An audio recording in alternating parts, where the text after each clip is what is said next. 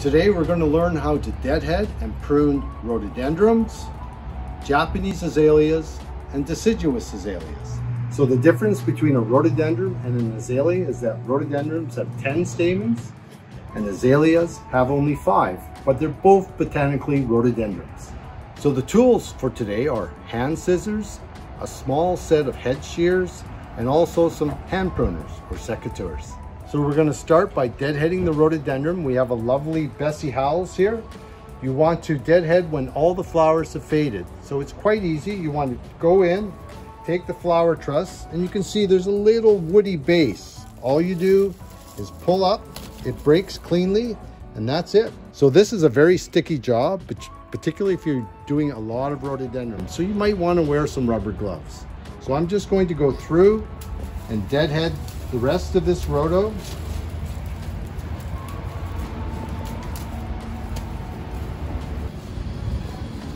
Clean up a few old flowers and you've deadheaded a rhodo. So as soon as the flowers fade is the best time to prune a rhododendron. Usually you just take it down one whorl. So you can see rhododendrons grow in whorls.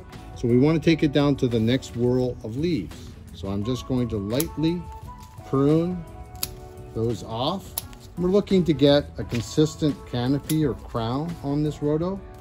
So somewhere around there, you can see we've got a fairly nice rounded crown, and that was rather simple rhododendron pruning. So for Japanese azaleas, deadheading is a little complicated because it's just such a tiny flower. You can just use your hands to brush them off.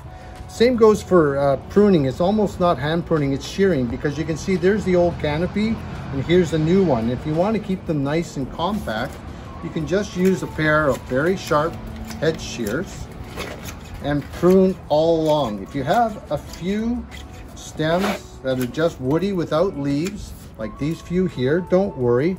They'll develop leaf buds very quickly. So this way, it's going to grow up a little bit, set its buds, and be flowering for next spring. So again, the timing is right after the flowers have faded for pruning.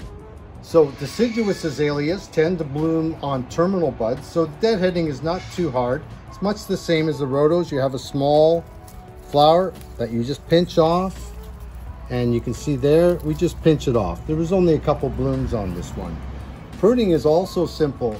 Azaleas can be pruned anywhere along the stem, deciduous azaleas. You can see there are buds all the way down this stem.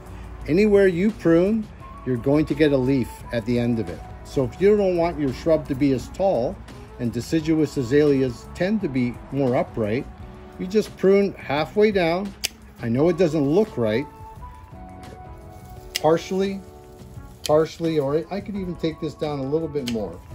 And then these are all going to grow leaves towards the end so that you have a more compact plant, so that when it blooms next spring, all your blooms are here instead of having a few way up here and a few way down here. And that's it.